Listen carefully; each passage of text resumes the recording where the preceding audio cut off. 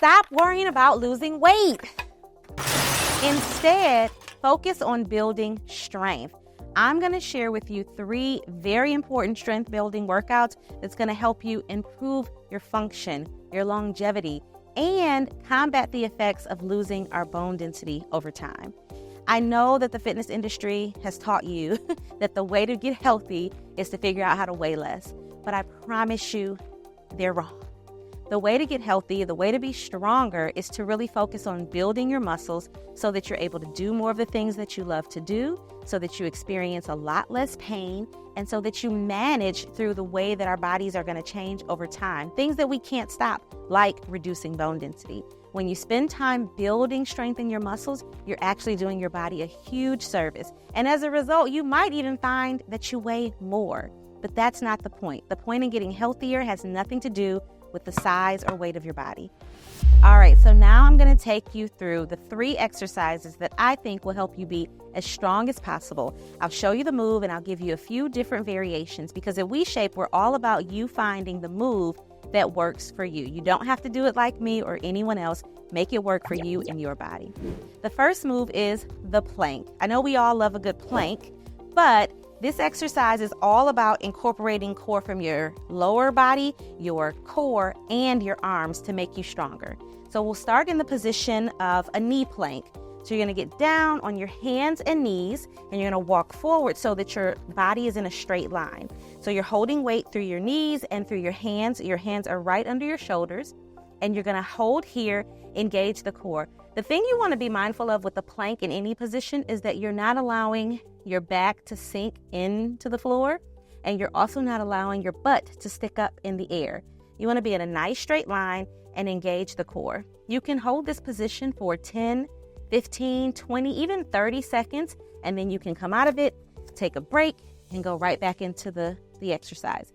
I like to do this exercise for like 3 to 5 repetitions, and you'll see that your core gets stronger as a result. If being on your knees doesn't feel good, or you're ready to try a slightly more advanced version of a plank, you can go into the straight arm, straight leg plank. So beginning on your hands and knees again, making sure your hands are under your shoulders, you're gonna push back onto your toes, and you're gonna hold that straight line. Same rules apply. No sinking of the back, no arching up and sticking the butt in the air. That will be more of like a down dog.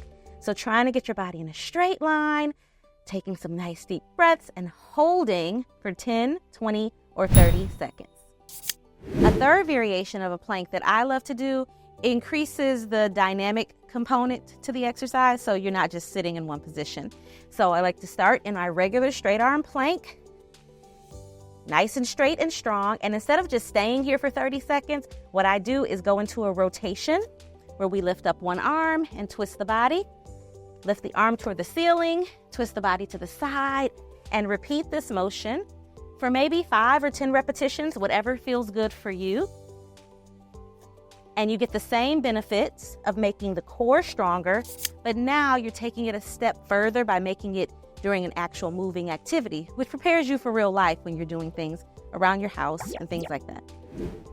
The next exercise to help build really good strength is a squat with an overhead press. I like to compound movements with the upper and lower extremity so you really get the most bang for your buck. Now, I'm sure you've all seen a squat before, but I want you to always think about form. I think the easiest squats to do are the ones that are at least hip width or wider, and you have your toes pointed out slightly, but most importantly, you want your knees in alignment with your toes. You never want to go into a squat position where your knees are going in the opposite direction of your feet, because that's going to put you at risk of injuring your knees. So get into a nice position. You want to engage the core. You want to keep your weight in your heels primarily, and you're going to squat down and then reach up overhead with the arms, maintaining good posture. You don't want this to turn into your ribs flaring. So we squat down, we push up. We squat down, we push up. I want you to think about what your body feels comfortable doing. You don't have to squat deeply. You don't have to hold heavy weights. You can use nothing. You can use soup cans or a set of dumbbells, whatever feels good for you.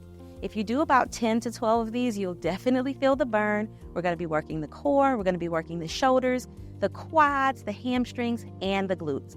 But guess what? Squats might not be your thing, and that's totally fine. we can come over here and do what we call a sit to stand. All right, so instead of doing a squat, you can do a sit to stand. So get at a comfortable height chair or couch, and we're going to start in the sitting position. And if you want, and if you have the abilities to hold weights or cans or just take your arms up, that's fine. We're going to go into that same position by lifting up and then sitting down, lifting up and sitting down. And if this doesn't feel good to you, or if you struggle to get up off of a couch, you can support yourself by pushing through your hands to stand up, engaging the glutes, and then sitting down, pushing up, squeezing, and then sitting down. Whatever variation you come up with for your squats, just know that you're helping to build better strength throughout your entire body, and it's absolutely a wonderful exercise to incorporate into your weekly routine. All right, and the third and final exercise I have to help you build really good strength is called a row. You're going to stand in a position with your feet about hip-width apart, your core engaged, and your knees are going to be nice and bent. You're going to hinge forward at your waist, and you're going to put your arms out in front of you, sort of in line with your legs.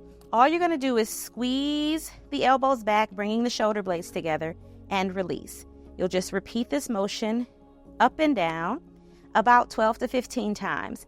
Now, the cool thing about this exercise is we're engaging our core, our legs are involved, but we're primarily working our arms and shoulders and upper back. And what you want to do here is you can do this just how I'm doing it, or you can add weights, or you can even add a resistance band. And that will give you a little bit more resistance to continue to build strength throughout your core and upper body. And if you can't stand, this is a great one you can do from a chair.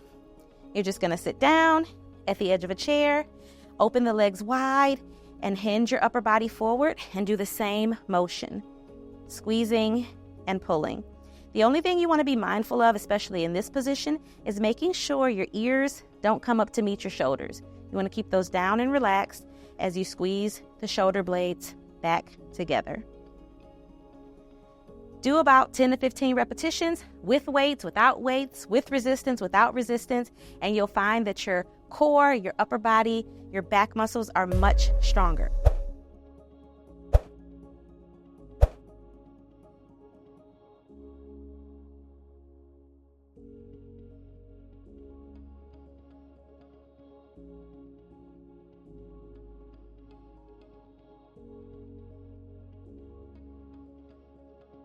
These 3 strength building exercises will help you build good strength throughout your body and focus on the things that matter, not how much you weigh. And if you want another strength building workout, click this video here.